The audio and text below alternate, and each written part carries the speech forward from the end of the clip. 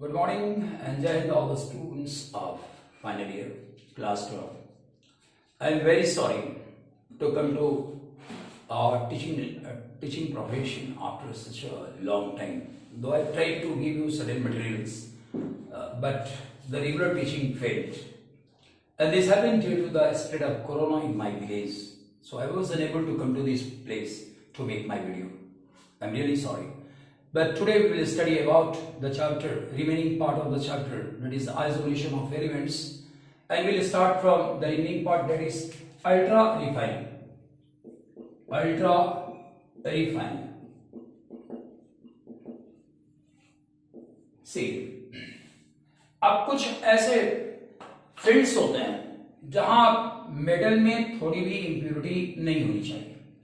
अगर 0.1%, 0.1% इंप्योरिटी भी है तो उस एपरेटस के खराब होने की संभावना है. ऐसे सतहों के लिए हम लोग जो रिफाइनिंग टेक्निक अपनाते हैं, उस टेक्निक के बाद से मेटल 100% प्योर होता है, उसमें दूसरा कुछ ही नहीं हो सकता. आज हम लोग इस अल्ट्रा रिफाइनिंग टेक्निक्स के बारे में पढ़ेंगे जो हमारे सिलेबस में. तो पहला टेक्निक है डिस्टिलेशन.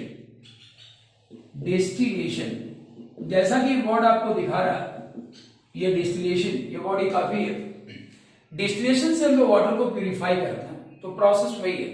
हम लोग मेटल को क्या करते हैं कि रिटॉर्ट में मेटल को लेते हैं रिटॉर्ट में और फिर कंडेंसर के रास्ते सेटिंग करते हैं. डिस्टिलेशन लिविंग डिस्टिलेटर लगाया था. और जब हम गर्म करते हैं तो गर्म करने से कुछ ऐसे एलिमेंट है जो वेपर फेज में आसानी से चले जाते हैं, जैसे जिंक है और मरकरी. ये जिंक और मरकरी बहुत आसानी से वेपर बनते हैं. लो टेम्परेचर पर, बहुत ज्यादा टेम्परेचर की जरूरत नहीं पड़ती है. ये मॉडरेट टेम्परेचर पर वेपर बनाते हैं. Moderate temperature, eight moderate temperature दे चेंज इनटू वेपर. दे चेंज इनटू वेपर. अब आगे इस वेपर को ले आते हैं और इस वेपर को क्या करते हैं, इस वेपर को कंडेंस करते हैं. तो वेपर को कंडेंस करने के बाद ये जो जिंक वेपर में हमको आया है, ये मरकरी जो वेपर में हमको मिला है, ये क्या करेगा, आगे जाकर के ये अपना ओरिजिनल स्टेट ले लेगा. जिंक सॉलिड हो जाएगा और मरकरी क्या होगी, मरकरी आपका लिक्विड फॉर्म में आ जाएगा.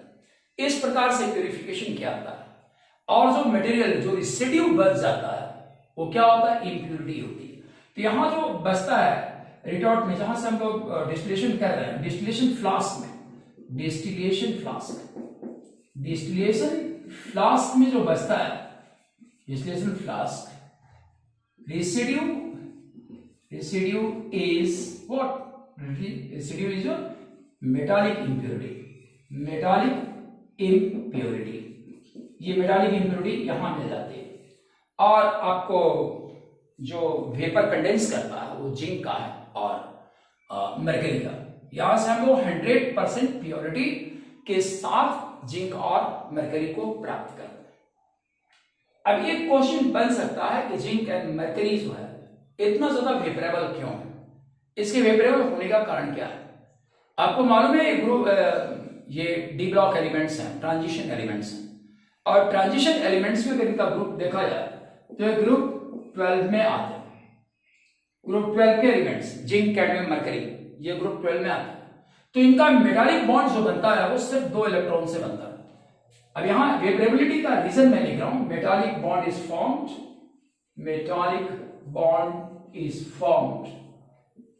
Formed by ns2 electrons. इसलिए मेटालिक बॉन्ड स्ट्रॉन्ग नहीं होता और ये वेपर फॉर्म में चले जाते हैं. तो इस प्रकार के मेटल्स का प्यूरिफिकेशन जो है हम लोग डिस्टिलेशन के रास्ते करते हैं. अब सेकंड अल्ट्रा फिल्ट्रेशन का जो मेथड है वो है लिक्वेशन. लिक्वेशन में कोई ऐसा मेटल जो जो मॉडरेट टेम्परेचर पर लिक्विफाई कर रहा है या मेल्ट कर रहा है, उस प्रकार के मेटल का हम लोग यहां प्यूरिफिकेशन करते हैं. तो प्रॉपर्टी क्या होनी चाहिए मेटल में, metal should have low melting point. Metal should have low melting point. उसकी मेल्टिंग पॉइंट लो होनी चाहिए। किससे लो होनी चाहिए? ऐसे भी लो होनी चाहिए, और अगर किसी से तुलना की जाए, low melting point in comparison to impurity, in comparison to impurity, impurity की तुलना में इनका मेल्टिंग पॉइंट क्या होता है? कम होता है। वैसे भी इनकी मेल्टिंग पॉइंट बहुत कम होती है, लो मेल्टिंग पॉइंट। अब हम करते क्या है, ये एक हर्थ है, इस हर्थ के ऊपर में हम लोग यहाँ मेटल रख देते हैं। जो मेटल है हमारा टीन है, ऐसे इनको हमने रख दिया, और इसके साथ मेटालिक इम्प्योरिटी भी है, मेटालिक इम्प्योरिटी इसमें मिली हुई है। तो जब हम इसको गर्म करते हैं नीचे से, यहाँ नीचे से जो गर्म किया था, ये हीट है आपका, जब हीट देते हैं तो क्या होगा, ये मेटल जो है मेल्ट करता है, और मेल्ट करके नीचे आता है, नीचे आके यहाँ जमा होने लगता है, फिर इधर से भी मेल्ट करेगा और यहाँ आकर के जमा हो जाएगा। इस पॉइंट पे क्या बच जाएगा? The residue is metallic impurity, metallic impurity. अब यहां आपको मेटालिक इम्प्योरिटी मिल जाए, ठीक है। तो इस प्रकार से हम लोग टीन का अल्ट्रा प्यूरिफिकेशन करते हैं। अब यहां जो टीन आपको मिल रहा है, what's acid we are going to get here, stannous, हम स्टेनम नाम है इसका टीन का। तो यहां जो मिल रहा है ये क्या होगा, ये 100% प्योर है, 100% प्योर है, क्योंकि मेटालिक इम्प्योरिटीज को हमने इससे बाहर कर दिया। अब थर्ड पॉइंट हम लोग देखते हैं इलेक्ट्रोलिसिस। तो इलेक्ट्रोलिसिस के रास्ते क्या होता है इसको समझते हैं, एग्जांपल्स के माध्यम से समझते हैं। अब सपोज दैट कि हम कॉपर को अल्ट्रा प्यूरिफिकेशन के रास्ते ले जाना चाहते हैं, तो ये कॉपर है। अब इलेक्ट्रोलिसिस करने के लिए हम क्या करते हैं, इलेक्ट्रोलिटिक टैंक लेते हैं। ये हमारा इलेक्ट्रोलिटिक टैंक है, इलेक्ट्रोलिटिक टैंक। अब इस इलेक्ट्रोलिटिक टैंक में हम लोग क्या करते हैं, इलेक्ट्रोलाइट देते हैं। और वो इलेक्ट्रोलाइट किस चीज का होता है, ये इलेक्ट्रोलाइट है कॉपर सल्फेट का एक्वस सॉल्यूशन होता है, ठीक है। अब यहां हम लोग 100% प्योर कॉपर लेते हैं, ठीक है। ये जो पॉइंट है 100% pure copper cathode, copper cathode यहां ले लिया, और इस जगह पर क्रूड मेटल हमने लिया, इम्प्योर मेटल लिया, आप ये मानिए इम्प्योर मेटल लिया। अब क्या करते हैं, इसका बैटरी से हम लोग कनेक्शन देते हैं, यहां से आके इसकी बैटरी से कनेक्शन देते हैं, तो ये इलेक्ट्रोलिसिस स्टार्ट हो जाएगा। इलेक्ट्रोलिसिस जब स्टार्ट होगा तो कॉपर यहां से कटने लगेगा, ये कट करके घुलेगा, और घुलने के बाद ये इस पॉइंट पे जाके जमा होने लगता है यहां। अब इसको हम लोग क्या करते हैं, स्क्रैच करते हैं, स्क्रैच आउट, स्क्रैच्ड आउट। अब इसको लोग निकाल देते हैं, काट के निकाल लेते हैं, और इस प्रकार से जो कॉपर यहां हमको मिलता है, डेड कॉपर इज 100% प्योर। अब यहां आपको जो मिलेगा, इस जगह पर कुछ मेटल्स आपको दिखाई देंगे, जैसा हम लोग कहते हैं इनोड मड, इनोड मड। और इनोड मड में क्या मिलेगा आपको, इम्प्योरिटी, मेटालिक इम्प्योरिटी आपको इस पॉइंट पर मिल जाएगा। रिएक्शन में हुआ क्या था इसको देखिए, कैथोडिक रिएक्शन हम देखते हैं। तो कैथोडिक रिएक्शन जो इसमें चला, उसमें क्या हुआ, Cu++ आयन जो है वो 2 इलेक्ट्रॉन रिसीव करके कॉपर में कन्वर्ट होता है, और ये कॉपर आपका 100% प्योर। तो इस रास्ते भी हम लोग अल्ट्रा प्यूरिफिकेशन का वर्क लेते हैं, और इसमें भी हमको 100% प्योर मेटल्स मिल जाते हैं। अब हम लोग आगे पढ़ते हैं, अगला पॉइंट है हमारा जोन रिफाइनिंग। सही, the next topic is zone refining. Zone refining को हम लोग देखते हैं। अब ये जोन रिफाइनिंग की जोन रिफाइनिंग की कंडीशन क्या है, इसका केमिकल कंडीशन क्या है, ये हमको जानना होगा। तो इसका केमिकल कंडीशन ये है, केमिकल कंडीशन हमको समझना होगा, अन्यथा ये मेथड नहीं लगाया जा सकता। तो जोन रिफाइनिंग में होता ये है कि impurity must have comparatively low, must have low melting point, point in comparison to metal, comparison to metal. Metal की तुलना में इंप्योरिटी का मेल्टिंग पॉइंट क्या होना चाहिए? लो होना चाहिए। तो अब इसमें होता यह है कि ये जो रिफाइनिंग की एक पाइप होती है जिसके अंदर हवा नहीं होती, तो विदाउट एयर ये होता है, विदाउट एयर। या हम लोग इसमें इनर्ट क्लाइमेट बनाते हैं, कार्बन डाइऑक्साइड फील्ड अप करते हैं, कार्बन डाइऑक्साइड फील्ड की जाती है। और रॉड जो है, ये मेटालिक रॉड है जिसको आप प्यूरिफाई करना चाह रहे हो, उस मेटालिक रॉड को इस पे हम लोग कस देते हैं। यहां मान लिया हमने इसको कस दिया इस पॉइंट पर, और कसने के बाद इसमें एक रोटेटिंग हीटर होता है जो हम लोग लगाते हैं इसे पर। ये रोटेटिंग हीटर है ऊपर और नीचे से। तो ये जो एपरेटस हमने यूज किया, ये रोटेटिंग हीटर है, रोटेटिंग हीटर। तो कैसा heater? Electric heater, electric heater. अब इसमें काम ये क्या आता है कि जब हम इसको गर्म करते हैं तो गर्म करने के बाद जो इंप्योरिटी है वो आगे बढ़ती है, और आगे बढ़ के ये जो ठंडा रीजन है यहां अपने आप को ये बना लेती है। फिर हम इसको आगे बढ़ाते हैं यहां से। तो आगे जब बढ़ाएंगे तो फिर ये जो इंप्योरिटी है, जो इंप्योरिटी आप देख रहे हो, इंप्योरिटी जो सेपरेट हुआ था, अब ये इंप्योरिटी आगे बढ़ेगी और बढ़ के मान लीजिए कि यहां आपको इंप्योरिटी खड़ा होगा। फिर आप हीटर को यहां लाओगे, इस पॉइंट को जब हीटर पर लाओगे तो ये एकदम किनारे चला जाएगा, ठीक है। Impurity at the end, impurity at the end, ये किनारे चला जाएगा। अब क्या किया जाता है कि इसको काट लिया जाता है, ये कट ऑफ, इसको काट के बाहर निकालते हैं, कट ऑफ। और ये जो मेटल आपका बनता है, बचा हुआ मेटल क्या है? Remaining is 100% pure, remaining is 100% pure metal, pure metal. ये जो बचा है ये आपका 100% प्योर मेटल मिलता है।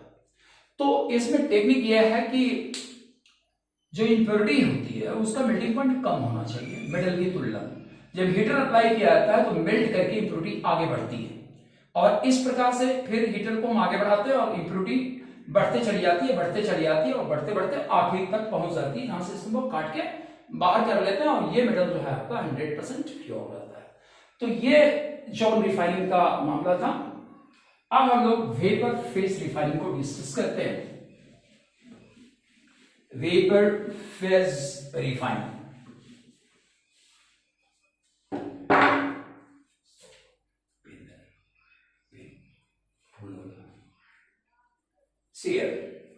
वेपर फेज रिफाइनिंग को हम लोग देखते हैं।